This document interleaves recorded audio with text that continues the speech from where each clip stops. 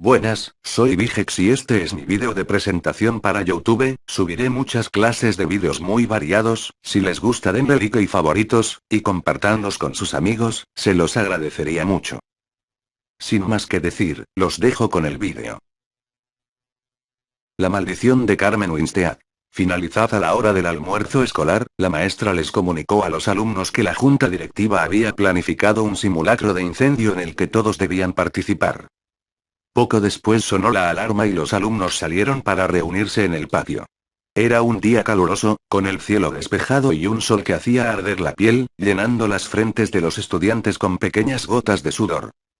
La maestra comenzó a leer la lista de nombres.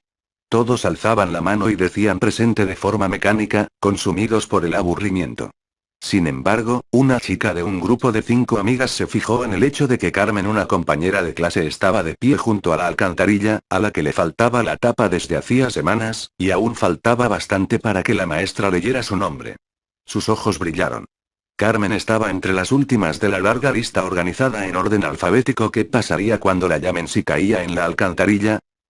Carmen está en la alcantarilla. Podrían corear y entonces todos reirían a carcajadas y la pobre Carmen sería el hazme reír. Quién sabe, incluso podrían terminar por bautizarla como la chica de la alcantarilla.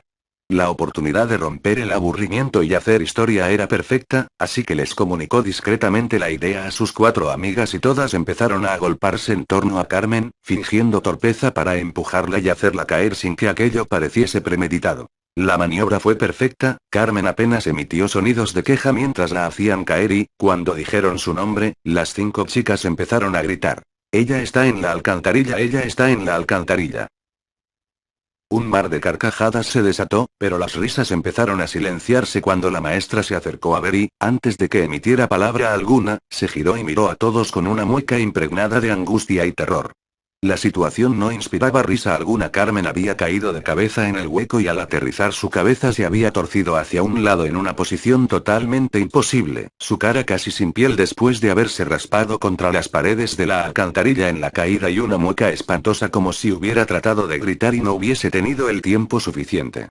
La sangre se dispersaba en un charco que se mezclaba con el excremento húmedo y maloliente que impregnaba todo su cuerpo.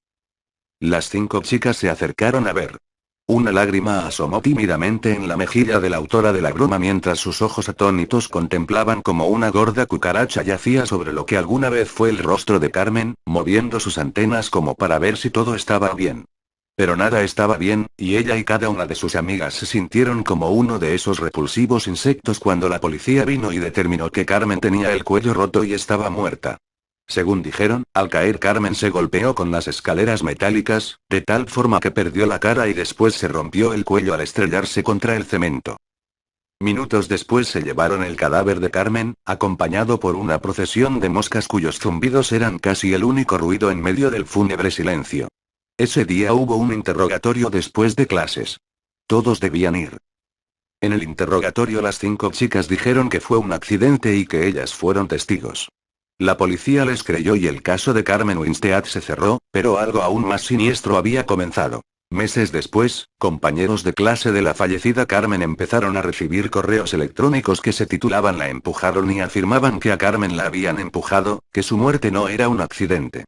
También, los correos decían que los culpables debían asumir la responsabilidad del crimen, pues de lo contrario habría terribles consecuencias. La mayoría pensó que los correos eran una farsa elaborada por alguien que quería divertirse causando temor, pero otros no estaban tan seguros.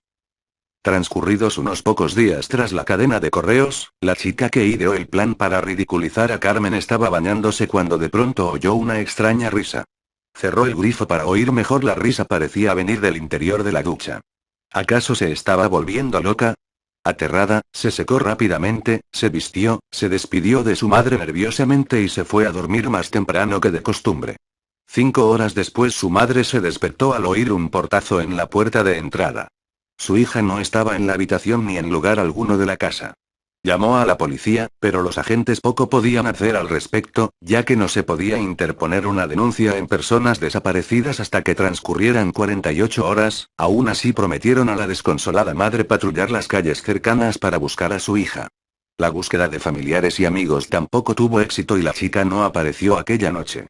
La mañana siguiente, mientras el conserje del colegio limpiaba las hojas secas del patio, se encontró que la tapa de la alcantarilla que habían vuelto a colocar después de producirse la trágica muerte de Carmen había sido levantada y apartada a un lado. Al asomarse descubrió algo realmente escalofriante. Parece que la chica desaparecida la había retirado antes de lanzarse de cabeza por el conducto y se encontraba en el fondo con el cuello roto y la cara destruida, borrada por los golpes que se había dado al caer y golpearse con las escaleras metálicas de las cloacas. Una muerte idéntica a la que sufrió Carmen. El mismo destino les esperaba a las otras 4 culpables de la muerte de Carmen. Tras la muerte de las 2 primeras, un equipo del ayuntamiento soldó la alcantarilla para que nadie más pudiera abrirla. Sin embargo, eso no pareció impedir a la tercera víctima arrancarla del suelo, algo que requería una fuerza sobrehumana. Por supuesto, esa fue la gota que colmó el vaso y se decidió colocar vigilancia a las 24 horas del día en ese peligroso punto de encuentro para suicidas. Las 2 víctimas restantes murieron de la misma forma, pero el espíritu de Carmen en esta ocasión las guió hasta alcantarillas cercanas a sus domicilios. La vigilancia podría frustrar sus planes. Una por una cayeron en las alcantarillas, perdiendo el rostro y rompiéndose el cuello. Todas se habían quedado dormidas antes de su trágica muerte. En ese momento, cuando se encontraban más vulnerables, Carmen aprovechaba para poseer sus cuerpos y guiarlas como si se tratara de un caso de sonambulismo hacia una muerte tan cruel como la que ella había sufrido.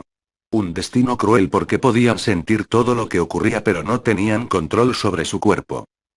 Pero la cadena de muertes no se detuvo ahí, ya que posteriormente otros compañeros de clase de Carmen también fueron encontrados muertos en distintas alcantarillas, con el cuello roto y el rostro anulado. Ellos y ellas también se habían dormido antes de aparecer muertos. Resultaba muy inquietante pensar que todos esos otros compañeros muertos no habían creído en los correos electrónicos que afirmaban que Carmen fue empujada. ¿Acaso el espíritu de Carmen se estaba vengando?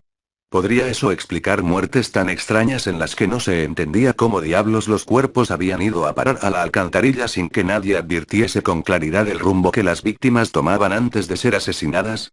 El espíritu de Carmen Winstead andaba suelto y, quien no creyese que ella fue empujada, corría el riesgo de ser castigado con una muerte semejante a la de Carmen, muerte que caería sobre él o ella durante las horas de sueño, con un sigilo que solo se rompería al caer por la alcantarilla. Espero que les haya gustado.